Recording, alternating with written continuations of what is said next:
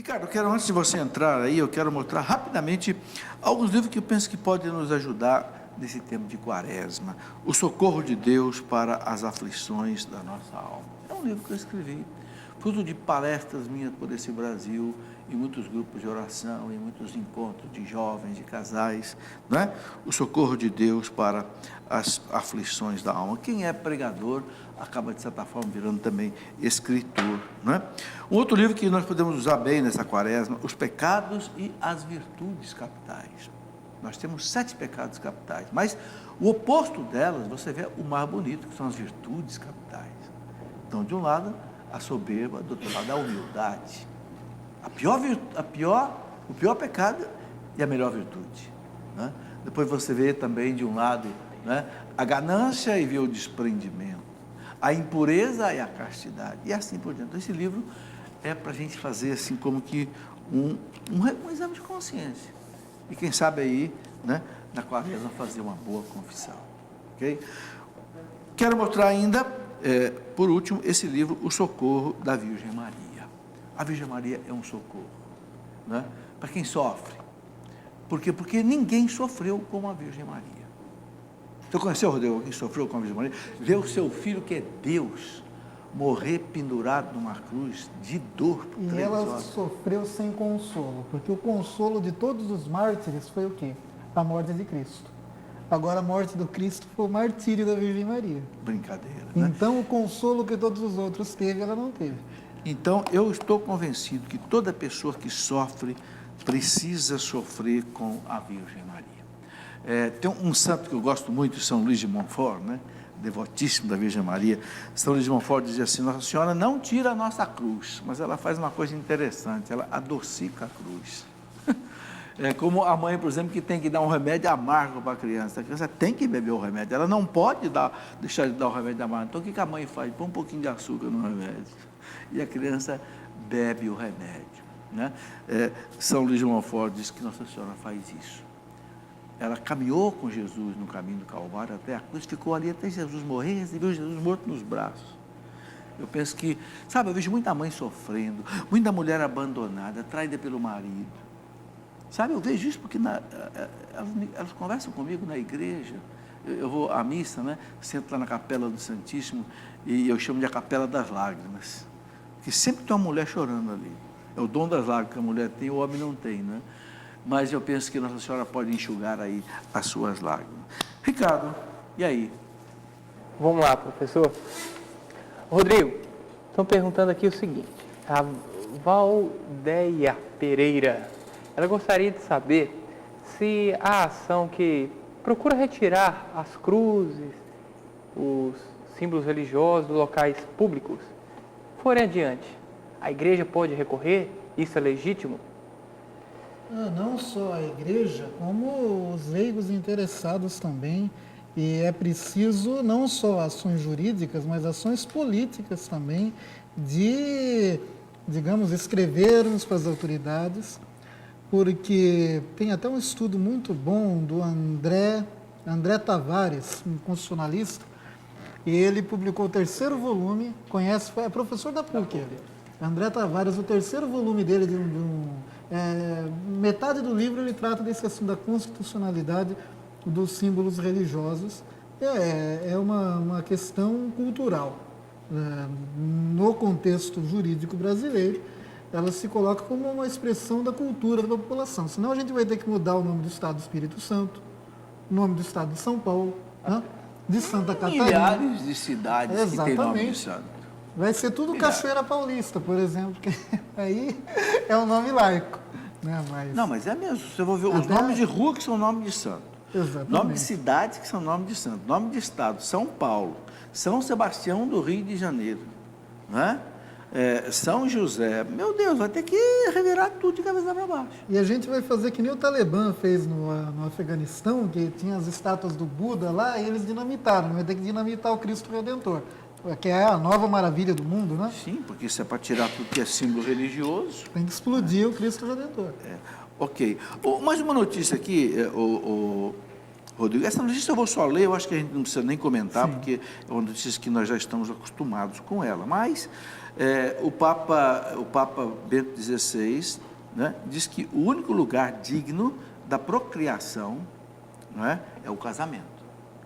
E ele diz aqui a notícia, como parte da 18ª Assembleia Geral da Pontifícia Academia para a Vida do Vaticano, está reunida lá agora, não é? E tratando da questão da fertilidade, o Papa afirmou que a união do homem e da mulher naquela comunidade de amor e vida, que é o casamento, é o único lugar digno da vocação à existência de um novo ser humano, que é sempre um dom.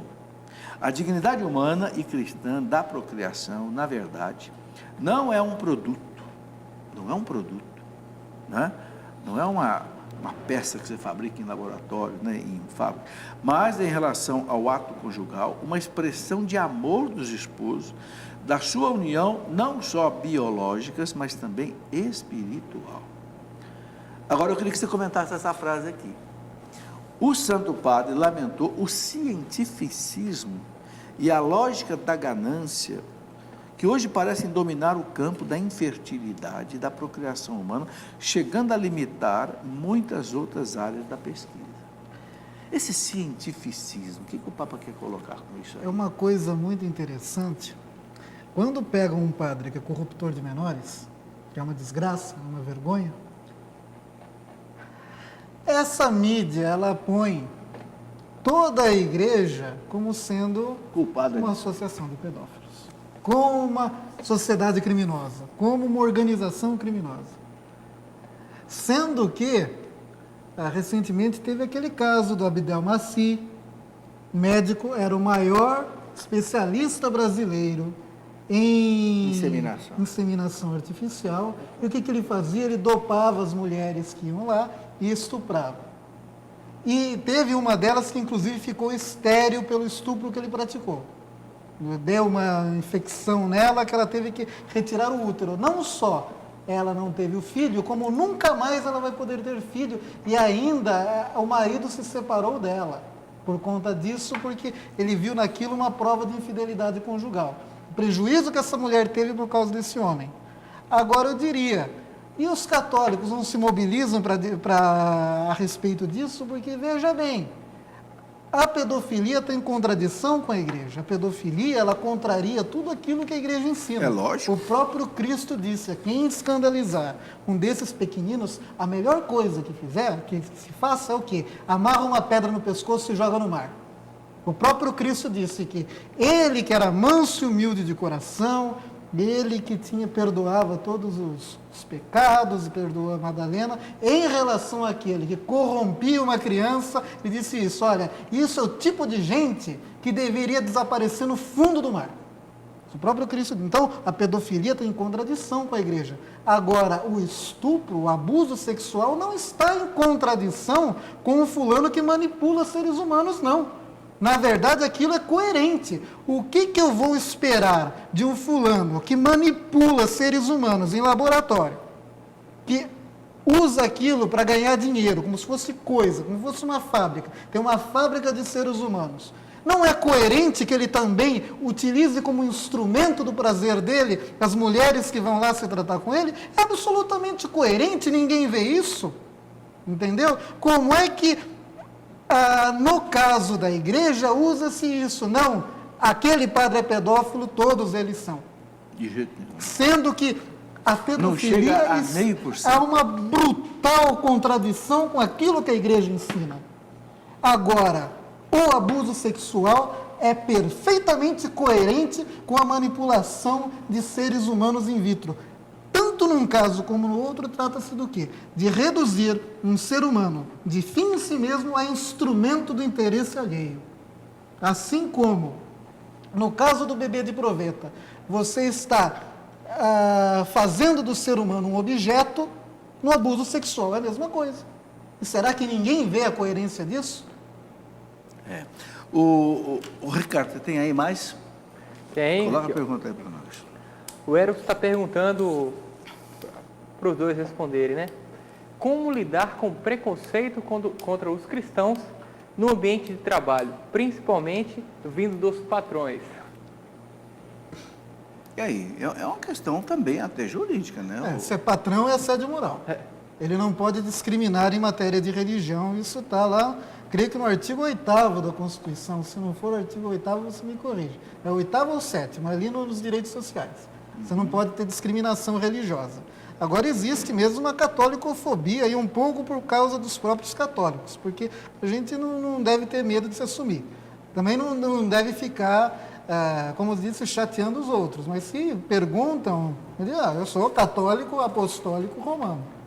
Graças a Deus. Agora, Rodrigo, você que está inserido aí na sociedade, né, e no mundo do direito e tal, a gente está vendo falar hoje cada vez mais nesse termo catolicofobia, cristianofobia, quer dizer, uma aversão, né? Daqui a pouco vamos falar em eclesiofobia, aversão à igreja, aversão ao catolicismo, e isso está se criando uma cultura, entendeu? Uma cultura contra a igreja, né? Eu pergunto, meu Deus, ninguém foi tão bom como Jesus Cristo, ninguém se sacrificou tanto pelo mundo como Jesus Cristo. Como que se volta contra a obra de Jesus Cristo com tanta ênfase, não é? Quer dizer, você vê de um lado, você vê falando de toda a beleza do cristianismo, do catolicismo, e você vê uma aversão, por exemplo, especialmente no mundo acadêmico. Como explicar essas coisas? É o complexo do Batoré. Você lembra do humorista Batoré? O pessoal que acha que é bonito ser feio, né? Hoje, o pessoal acha que a falsidade é mais verdadeira que a própria verdade, que a feiura é mais bela que a própria beleza. A feiura é culte. Você vê exposições de arte, coisas feias. Aqui eu estou diante aqui da obra do Bernini, aqui, o Espírito Santo. Ali tem também uma figura da Basílica de São Pedro, né? Eu estive lá em Roma, quando eu vi aquilo, eu pensei, isso aqui é a coisa mais impressionante que a mão humana já fez. Então, são coisas belas. E hoje em dia existe uma aversão ao belo, à verdade, ao bom. Todo bem, ele é falso, toda a verdade é autoritária e a beleza está na feiura. Às vezes a gente repara isso até na igreja. Mas o que está subjacente nisso? O que está por baixo disso? Olha, se a gente o homem está ficando maluco? O homem está ficando maluco há vários séculos. Isso é um processo de séculos, que o homem está endoidecendo. Começou com a Renascença, porque o homem ele está se afastando da verdade. Um trocadilho interessante é o que se faz com a resposta de Pilatos. O Cristo diz, para isso nasci, para isso estou no mundo, para dar testemunho da verdade. Quem é da verdade, escuta a minha voz. Né? Aí o Pilatos perguntou, mas o que é a verdade? O curioso é que se você fazer o anagrama da frase do Pilatos, eu acho que é quid sid veritas, não é essa. Eu sei que o anagrama é o homem que está diante de ti. Est homo qui adest. E eu acho interessante que o Pilatos perguntou para ele, o que é a verdade? Ele não respondeu. Porque o Pilatos estava na frente da verdade. Exato. É o homem que está à sua frente. Não responder, você está vendo? Eu sou a verdade. Né? E eu acho que o Pilatos sabia, né? E isso nos coloca um compromisso de defendermos essa verdade com toda a caridade, com toda a calma, com toda a ciência, com toda a sabedoria, mas com toda a firmeza. A sociedade, o Cristo, ele não veio apenas para reinar na sacristia. No fim do ano a gente tem a festa do Cristo Rei. Quando o Cristo ele deixou o nosso mundo na ascensão, ele disse aos discípulos, todo o poder me foi dado no céu e na terra. Então, ide e ensinai todos os povos a praticar aquilo que eu ensinei. Quem crer e for batizado será salvo. Quem não crer, está condenado. Eu estou com vocês até o último dia até o dia do fim do mundo, todos os dias até o fim do mundo.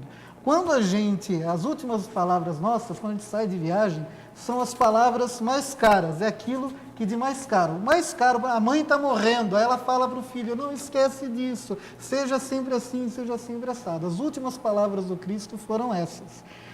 E toda a civilização ocidental se construiu a partir disso, porque veja, o Cristo foi o primeiro homem, porque ele era homem, Deus é o homem verdadeiro, na história da humanidade, que disse o seguinte, olha, vocês têm uma coisa que vocês têm que dar para toda a humanidade.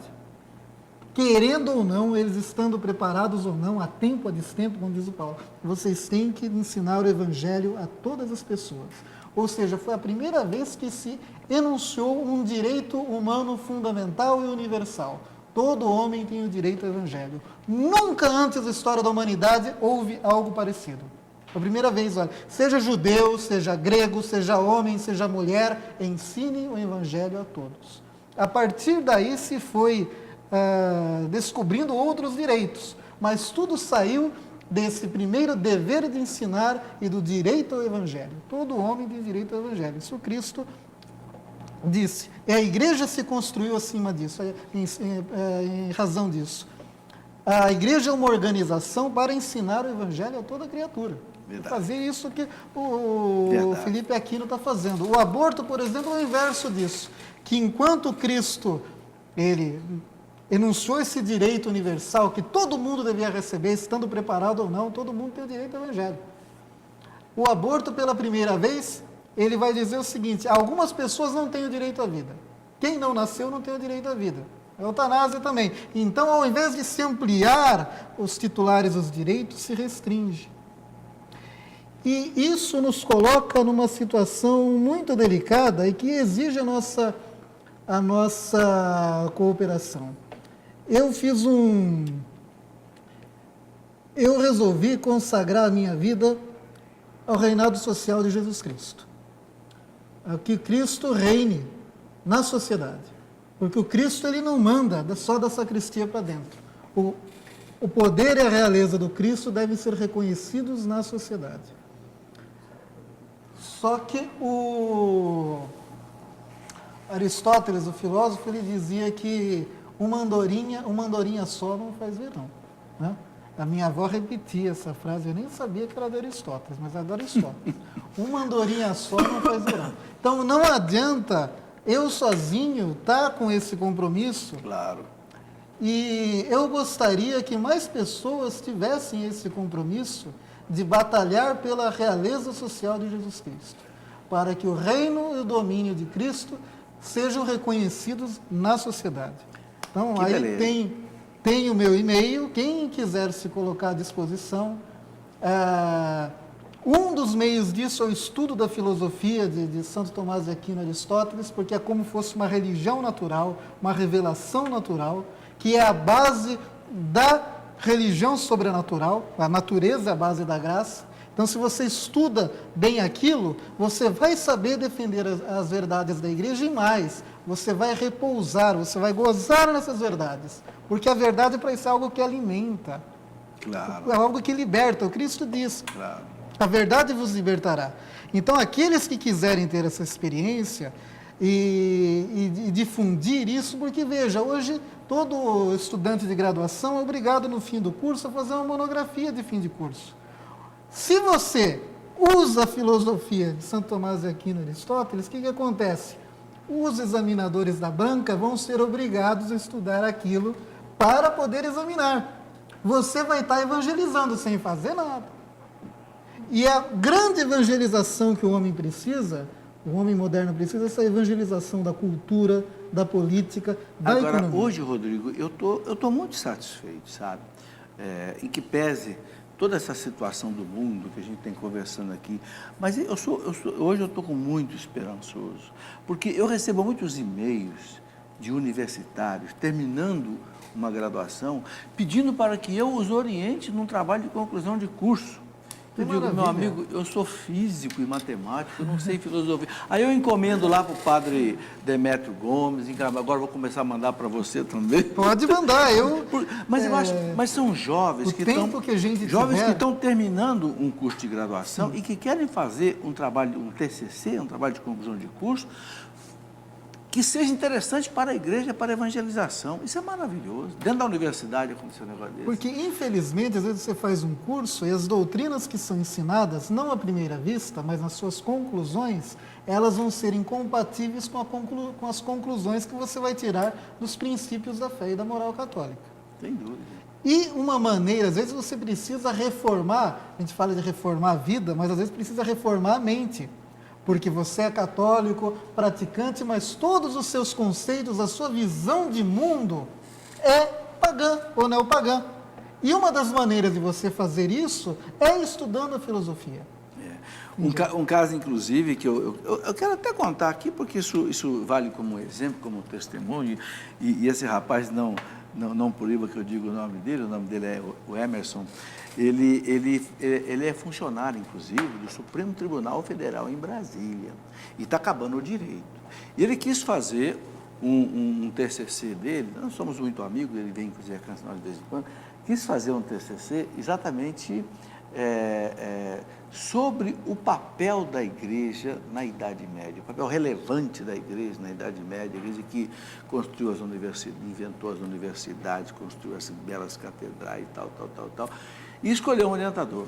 Mas ele trombou a tal ponto com o orientador, que o orientador se negou a completar a orientação dele. Que absurdo.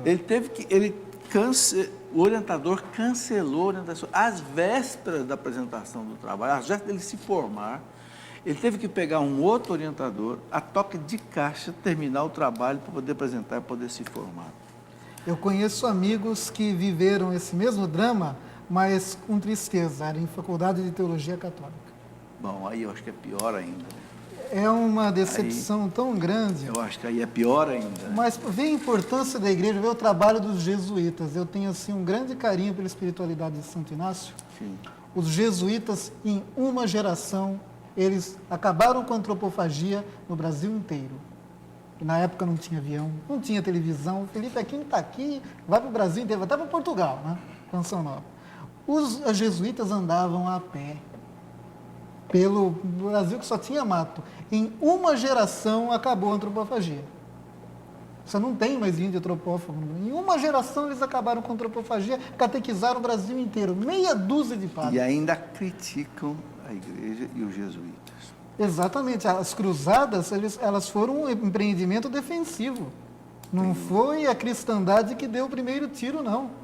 Porque aquela região lá, a Palestina, a Síria, era cristã. Foram os muçulmanos que invadiram lá, invadiram a Espanha. Não fossem as cruzadas, nós não estaríamos aqui, porque a Espanha e Portugal já estiveram sob domínio muçulmano. E foram... a reconquista espanhola durou 777 anos.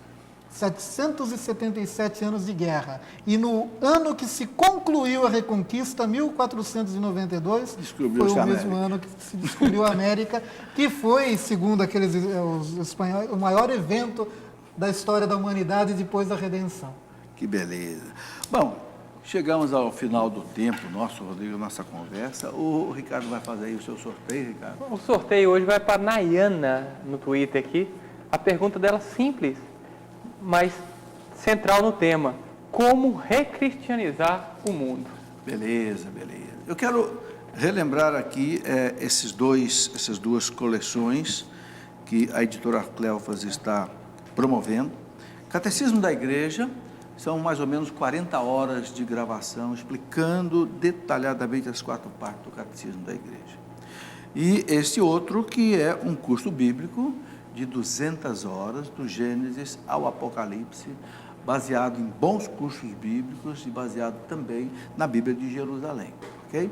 É tudo CD, não é DVD, é só áudio para você colocar no carro, colocar aí o seu aparelho e ouvir. Muito bem. Quero agradecer as pessoas que nos acompanharam até aqui, quero agradecer a você também, Ricardo, as pessoas todas, e de modo muito especial ao Rodrigo, que veio de São Paulo, por conta própria, sem ganhar nada, para trazer aqui a sua contribuição, a sua aula de 2 horas, né, para vocês todos. Deus lhe pague, Rodrigo. Deus há de pagar Amém. mesmo, em bênçãos para você, para sua família, para o seu filho que vai nascer. Amém. Rezem pelo meu filho. Beleza, já sabe se é homem ou se é mulher? É homem. Sim, é homem. Já tem Cristiano. nome? Cristiano. Cristiano. É cristão, né? Cristiano, que beleza. Cristiano significa cristão. Vamos pedir então àqueles sacerdotes que nos acompanham das suas casas, ou até mesmo algum bispo, que nos dê a sua bênção. Os diáconos, né? Essa bênção, esse sacramental, pedindo a Deus que dê a você hoje a graça que você precisa, para o seu corpo, para a sua alma. A nossa proteção está no nome do Senhor. Que fez o céu e a terra. Pela intercessão de Nossa Senhora Aparecida, Rainha e Padroeira do Brasil, desça sobre todos nós essa bênção, né, sacerdotal, diaconal, episcopal, trazendo para nós saúde para o corpo e para a alma. Em nome do Pai, e do Filho e do Espírito Santo. Amém. Amém. Muito obrigado a todos, a vocês especialmente que vieram participar ao vivo, e até a nossa próxima quinta-feira, se Deus quiser.